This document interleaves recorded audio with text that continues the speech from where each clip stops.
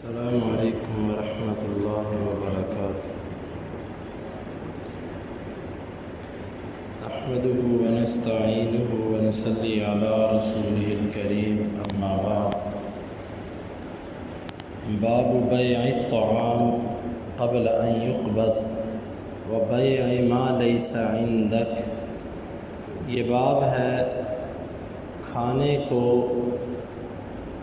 قبضے میں لینے سے پہلے فروخت کرنے کے بارے میں، اور اس چیز کی فروخت کے بارے میں جو آپ کے پاس نہیں ہے۔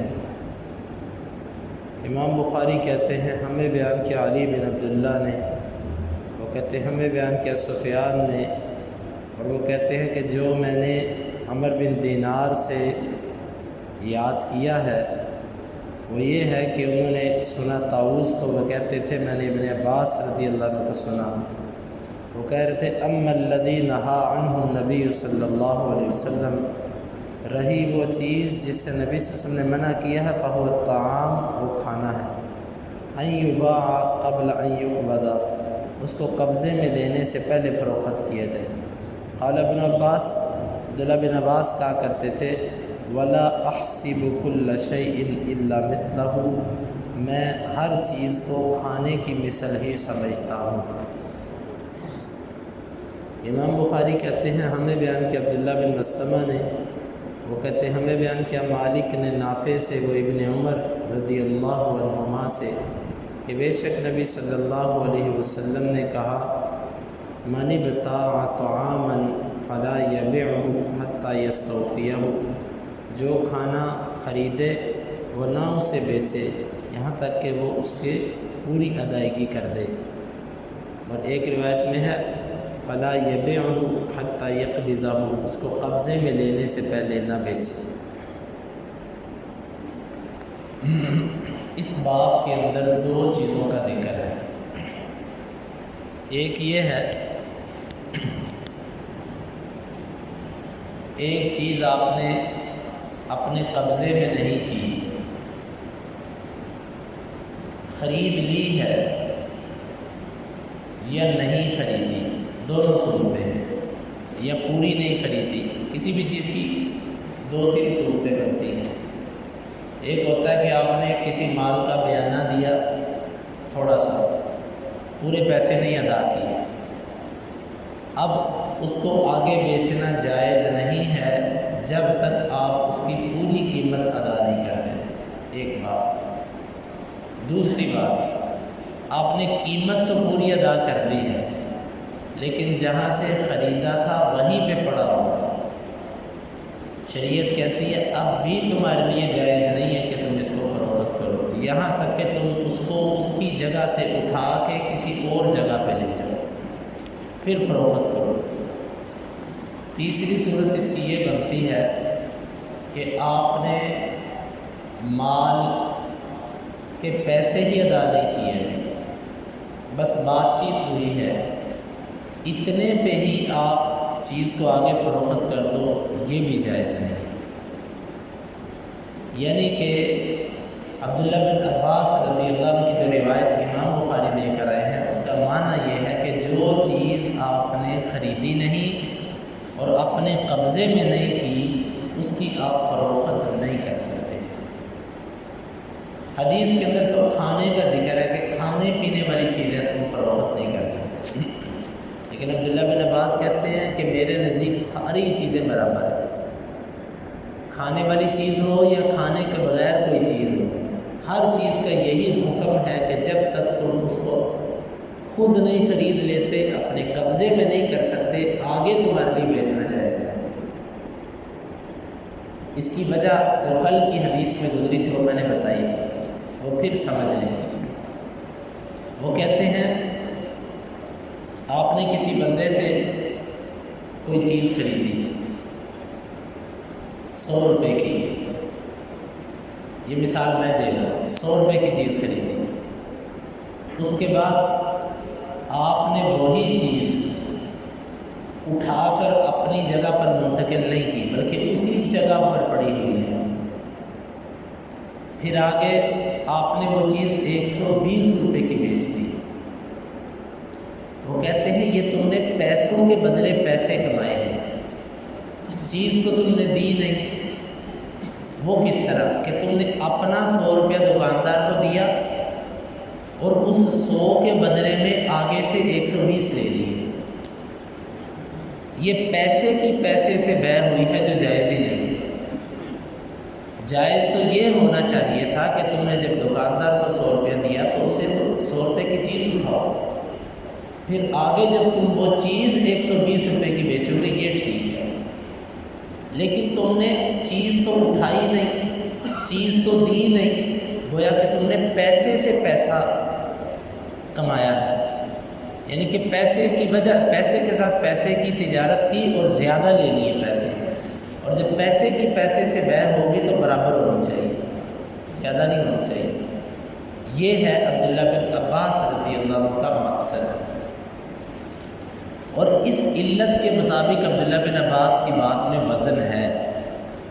امام مالک تو یہ کہتے ہیں کہ یہ صرف کھانے کے ساتھ خاص ہے، کہ کھانے پینے کی چیزیں ہوں تو جب تک تم اس کو پوری طرح خرید کے اپنے گھر نہ لے جاؤ آگے نہ بیچو۔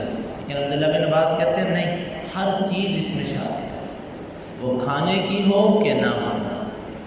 پھر احناف اور امام شافعی کا بھی یہی موقف ہے کہ ہر چیز اس میں شامل ہے، لیکن وہ کہتے ہیں کہ زمین اور گھر وغیرہ اس سے مستثنا ہے۔ لیکن عبداللہ بن عباس والی روایت سے یہ تقسیم سمجھ آتی ہے، کچھ چیزیں ایسی ہوتی ہیں کہ ان کو ایک جگہ سے دوسری جگہ منتقل کیا جا سکتا ہے، جیسا سونا، چاندی، کھانے پینے کی چیزیں، اور کچھ چیزیں ایسی ہوتی ہیں کہ ان کو منتقل نہیں کیا جا سکتا۔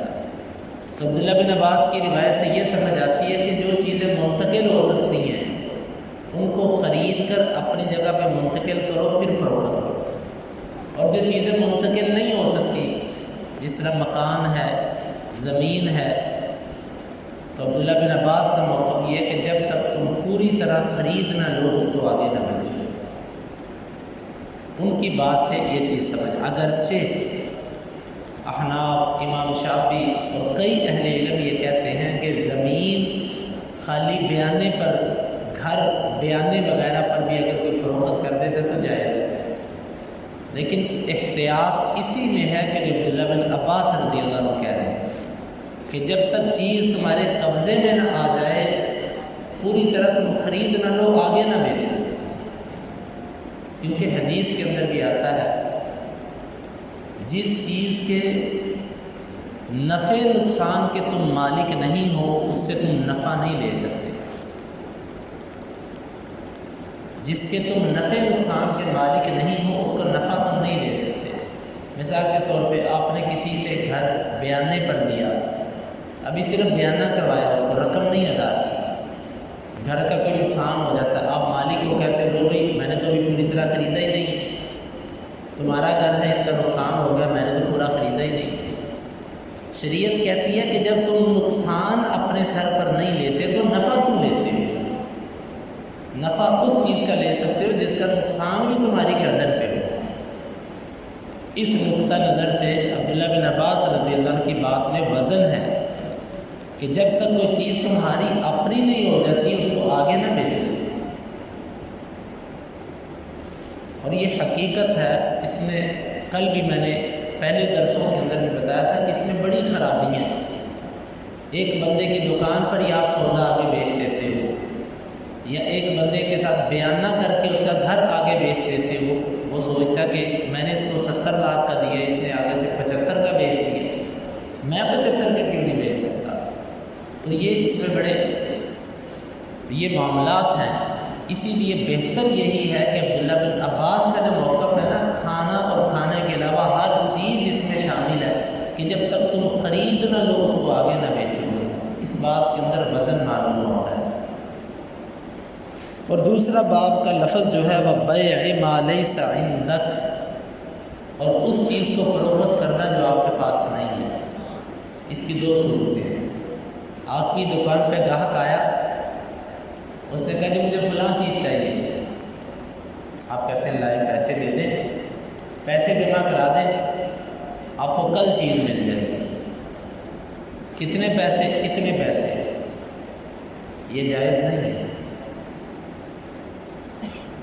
امام بخاری تو یہاں پر صریح حدیث نہیں لے کر آئے، لیکن سنن کے اندر روایت موجود ہے کہ جو چیز تیرے پاس نہیں ہے فلا تبر ما لیس عندک، جو چیز تیرے پاس نہیں ہے اس کی فروخت نہ کر۔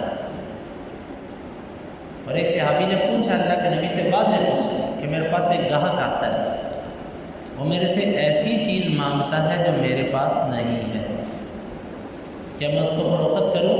آپ نے فرمایا نہیں، تو اس کو فروخت نہ کر۔ اس سے نقطہ یہ سمجھ آتا ہے کہ جو چیز آپ کے پاس موجود نہیں ہے، آپ نے خریدی نہیں ہے، اکثر دکانداروں کی عادت ہوتی جی آ جائے گی بس، وہ پیسے پکڑ لیتے ہیں۔ اس میں دو خرابیاں ہیں، مارکیٹ میں اگر ریٹ تیز ہو جائے تو پھر آپ یا تو اپنی کی ہوئی زبان سے مکریں گے، یا پھر آپ کو نقصان اٹھا کے چیز بیچنی پڑے گی جو آپ کو ہضم نہیں ہوگا،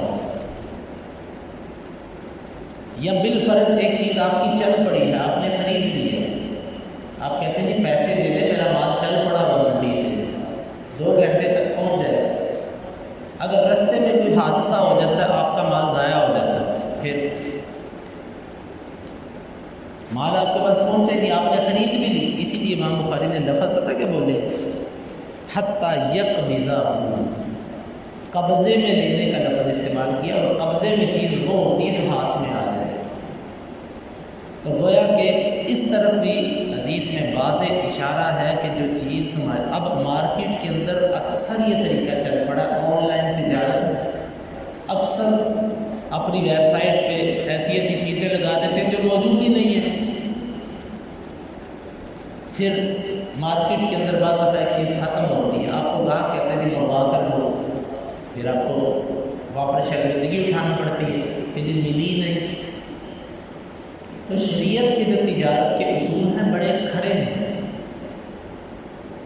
ہاں اس سے بیع سلم جو ہے نا، بیع سلم وہ مستثنا۔ بیع سلم کیا ہوتی ہے؟ بیع سلم یہ ہوتی ہے، ایک کسان ہے، اس کی فصل ہے، کھیت ہے اس کے اپنے، ہم مہینہ 2 مہینے پہلے ہی اس کو پیسے پکڑا آتے ہیں کہ یہ جو گندم آئے گی نا یہ میری ہوگی، یہ جائز ہے۔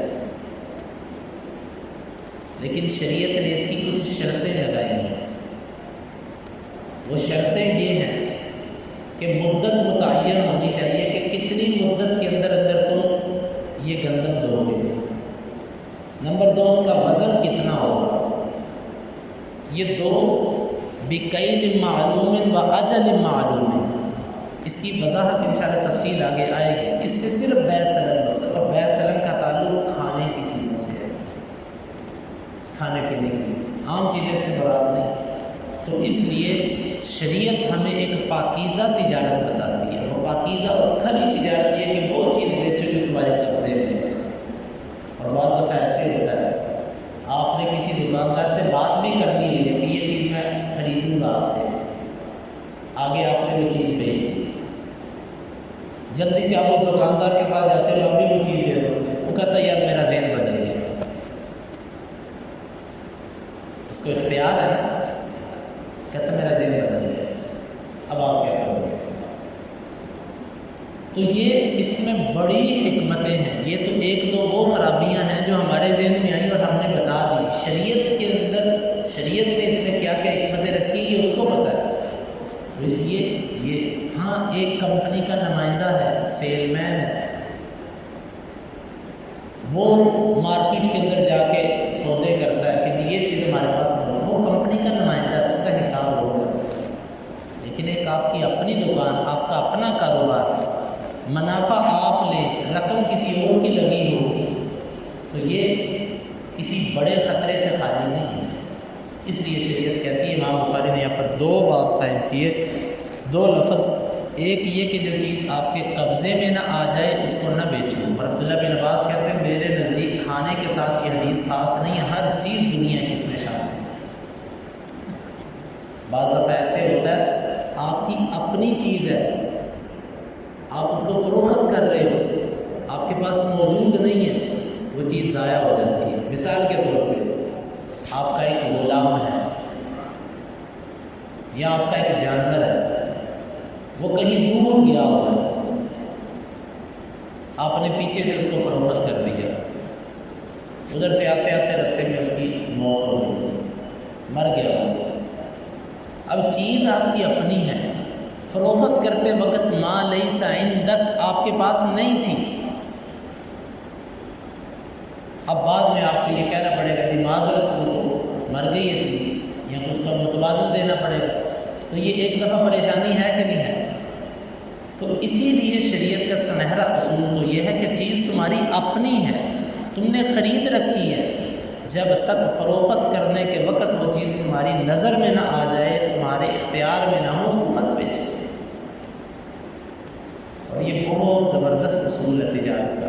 اللہ رب العالمین سے دعا ہے کہ اللہ تعالی ہمیں ان احادیث کو سمجھنے کی اور ان کے تقاضوں کو پورا کرنے کی توفیق عطا فرمائے۔ اللہم انفعنا بما علمتنا وعلمنا ما ينفعنا وزدنا علما وآخر دعوانا ان الحمد للہ رب العالمین۔ حدیث نمبر 2135 اور 36۔